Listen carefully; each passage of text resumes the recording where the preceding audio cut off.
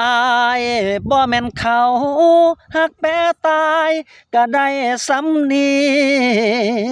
เป็นพี่ชายที่คอยหวังดีแต่บ่มีสิทธิ์ใดเป็นแฟนห้อยหักจากเขา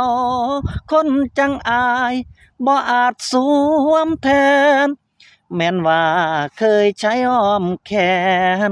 ปลอบโยนน้องนับครั้งบ่ถ้วน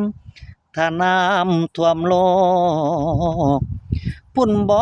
น้องสิลืมเขาอยากเศร้าอยากเหงาเจ้าก็เหงามาพ่อสมควรยามเผลอลืมเขา